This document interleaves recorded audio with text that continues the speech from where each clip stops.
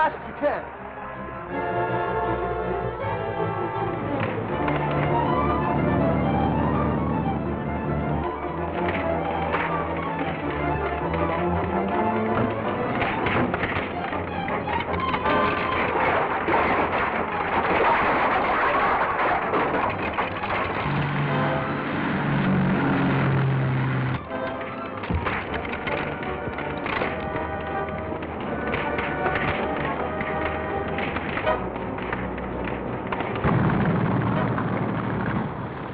I can't get very close to that fire. You've got to. Dick Tracy's aboard that ship.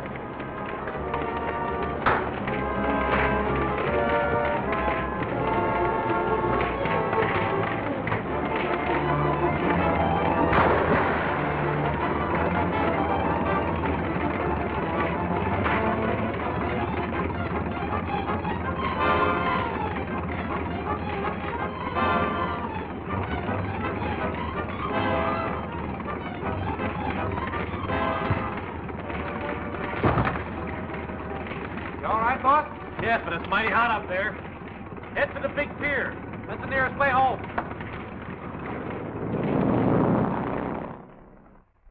There we was, creeping along. And the Spider's men was all around us. And me, I was right behind Mr. Tracy, protecting him. When all of a sudden, just like a bolt of thunder, 6 men jumped on us. I bet you were scared, Mike. Who, me? Say, it takes more than 6 men to scare me. Why, I already had 3 of them down. And I was getting ready to tackle the 4th one when 6 more of them jumped on me. And I looked all around, and there was a half a dozen more coming right at us. Well, how many did that make, Mike? Huh? Oh, 22. Well. Now, as I was saying... Well, I only count 12. Now, don't interrupt me, Junior. And then what did you do, Mr. McGurk? Well, now, I know that something had to be done real quick, or else they'd get Mr. Tracy. Mike McGurk. Well, how do you do, Miss Andrews? Oh, hello, Mr. Otis. Mr. Potter. Well, here I am again, always turning up like a bad penny. Why, not at all, Mr. Otis. You're always welcome, you know that. Thank you. I suppose there's nothing new regarding Mr. Tracy's brother? Not a thing. Gordon's disappearance remains as much a mystery as ever. Well, I suppose we'll just have to keep on hoping for the best. By the way, whatever happened to that engraver? The one the Spider's ring tried to kill when he refused to make the counterfeit plates for him. Why, nothing that I know of. He's probably still in the hospital. That was a most amazing case. How Mr. Tracy rescued him and almost lost his own life doing it. That all goes with the job of a G-man, Mr. Odette. Yes, I suppose it does. Well, tell Dick we dropped in, will you? Oh, I shall be glad to. Thank you. Goodbye. Goodbye. Goodbye, Mr. Potter. Goodbye. But the first place the Spider's ring took you to, Mr. Coulter, can you give me any idea where that is?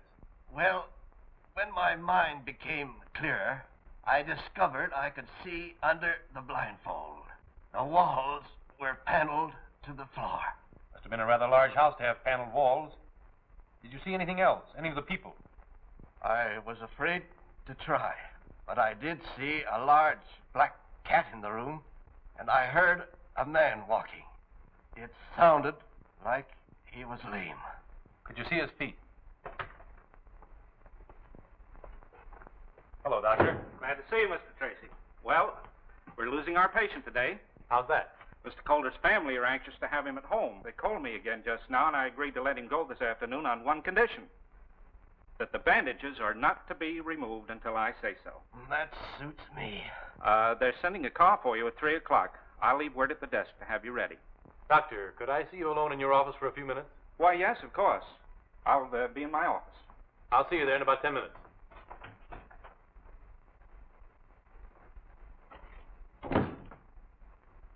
Miss Jennings, there will be a car here for Mr. Coulter at 3 o'clock. Please see that he's ready. Yes, Doctor. That's the patient in 404? Right.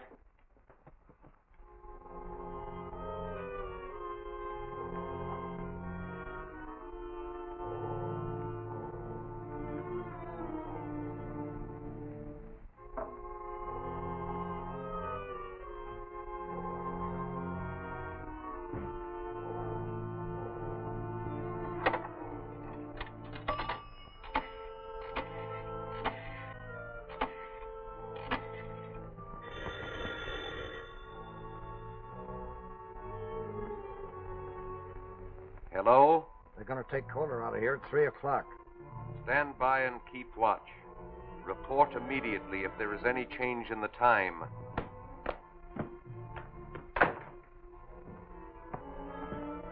So they're taking Coulter home at 3 o'clock.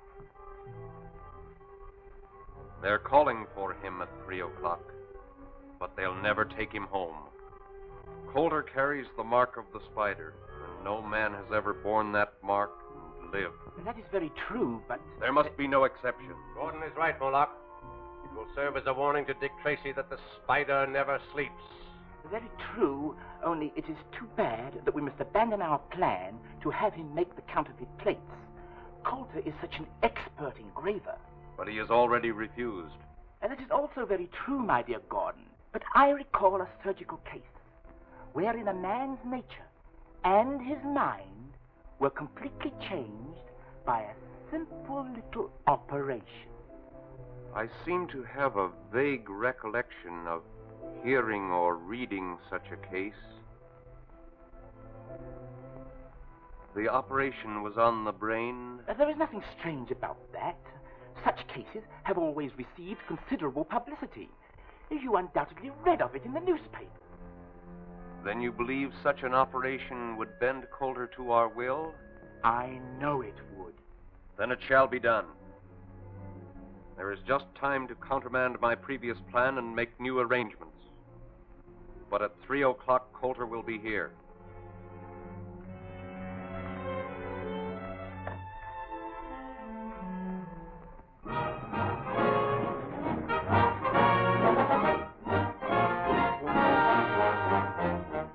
Most preposterous, unthinkable idea I ever heard. I won't allow it.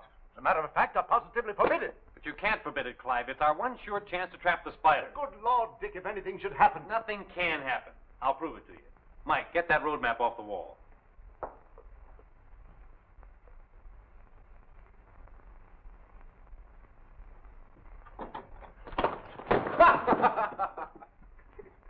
You're a lot of help. Come here. Well, I got the map, didn't I?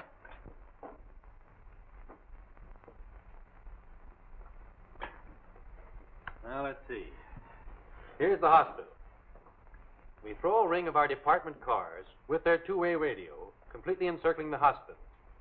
If the spider ring shows up to get Coulter, as I expect, their car will be spotted by one of our guards and its description immediately broadcast to all the other cars. What, with so many cars following Dick, it's... Only one of our cars will be following the spiders at a time. The others will be on roads paralleling the route. Oh, I get the idea. Then there'll be a net around the spider car all the time. And if they turn off into another road, the other cars will be immediately notified over the two-way radio, and one of them will take up the trail. In that way, no matter how often the spider's car changes its course, a different car will be following it. I guess that's a good idea, Chief. They lead us to that spider's hangout without even knowing that we're following them. That's what I hope they'll do. It's a perfect setup, Dick, but the question now is, will the spider make the attempt to get Coulter? They need those counterfeit plates, and you can bank on it. The spider will try again to force Coulter to make them. All right. I withdraw my objections, but it's against my better judgment.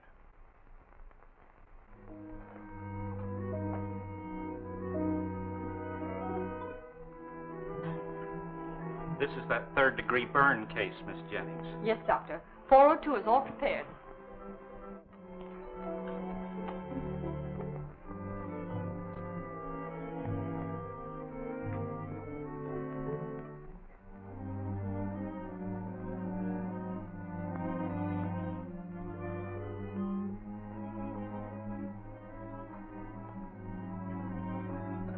You may go now, Miss Jennings. This nurse will be all the help I'll need. Very well, Doctor.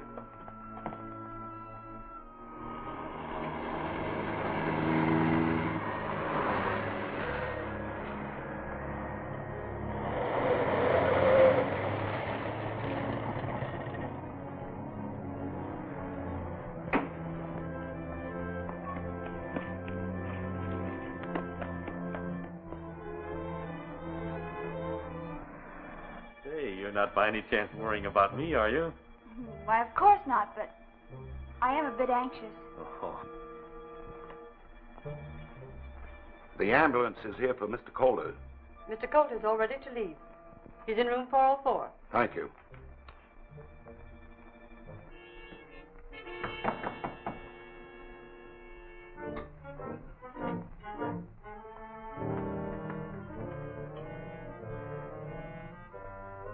All right, Mr. Calder, the ambulance is here. I recognize that voice, Miss Andrews. That's one of the Spider's men.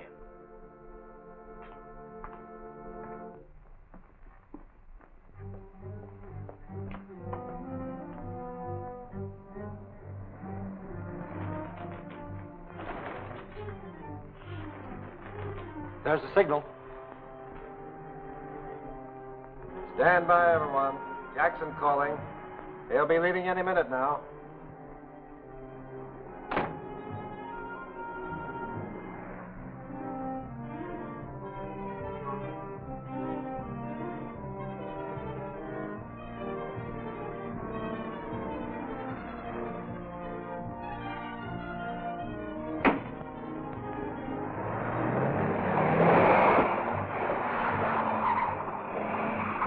Jackson reporting. Car heading south. Not rolling.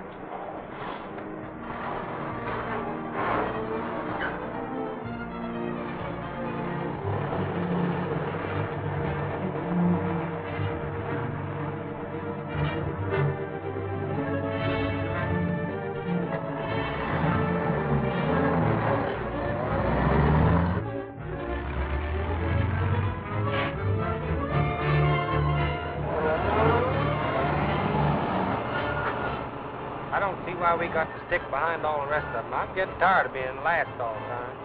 Well, no use taking any chances on the Spider's men recognizing us, Mike. Then they'd know something was up.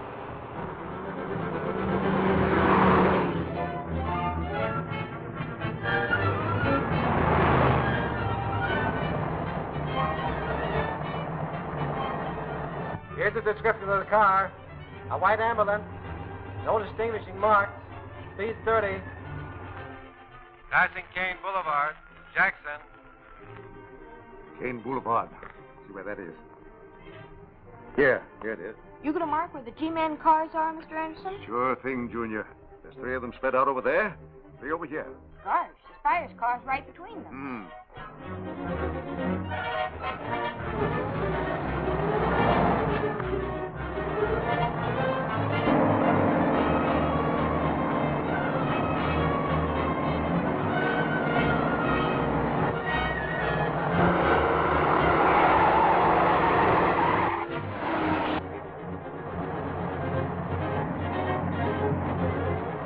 That car in back of us seems to be sticking on our tail.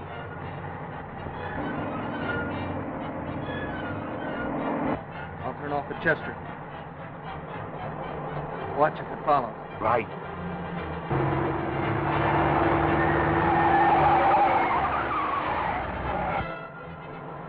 False alarm. He went right by.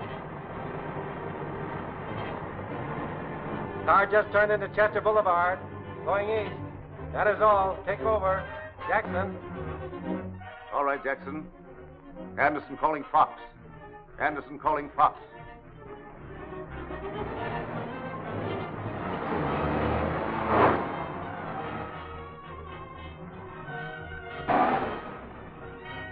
Come on, Coulter. You're getting out here. Yes, it's not wise to keep the Spider waiting.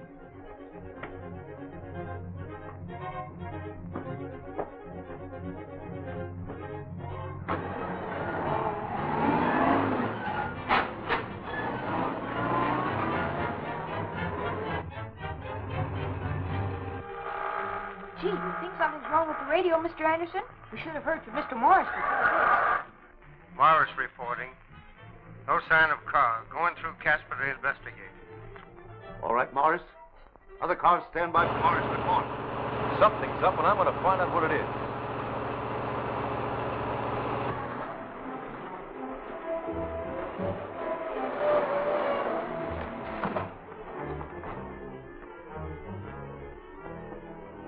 Why, he's gone. They've switched cars.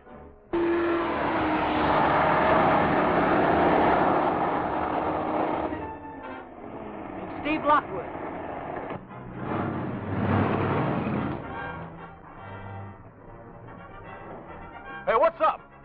That's what we'd like to find out. Here's the ambulance that Dick Tracy and the Spider Gang have disappeared. There's been another car here. Did any car turn out of Casper while you were watching? Yeah. A flower slate delivery car headed south. That's it. They switched Dick into that Forrest truck. Quick, broadcast the description of that truck to the other cars. Come on, Mike. Gotta locate that truck.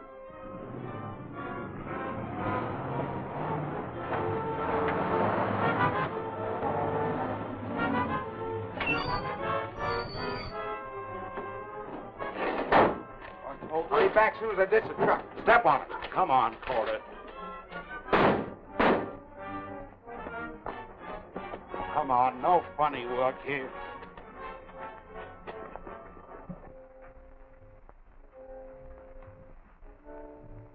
Welcome, my dear Mr. Coulter. We are delighted to see you again. We're wasting time. Take Coulter to the operating room. All right, take him up. Get over there. Get over there. Now, back up. Back up!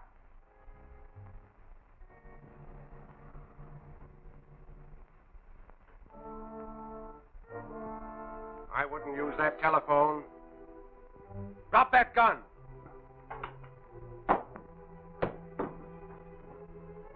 Mr. Coulter seems to have made a sudden and remarkable recovery. My dear Moloch, you had better examine Mr. Coulter's head. It may need a new dressing. Dick Tracy. Seems your wish has come true. Dick Tracy is here to take Mr. Coulter's place. A marvelous opportunity. Take the great Dick Tracy to the operating room.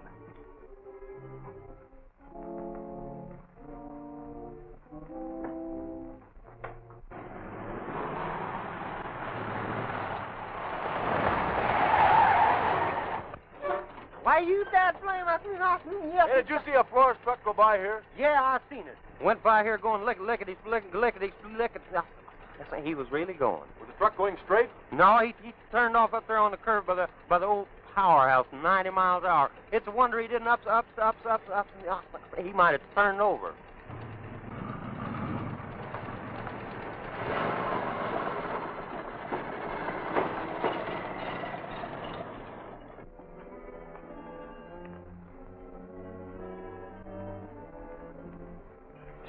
Get the ether ready and the cone. Would you increase the heat under that sterilizer, Gordon? Gordon.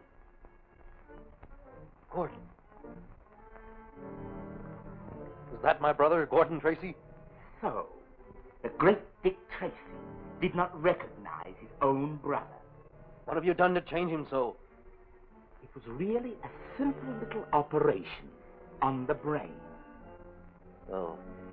And that's what you're planning to do to me? We planned it for Coulter, but since you have taken his place... The ether!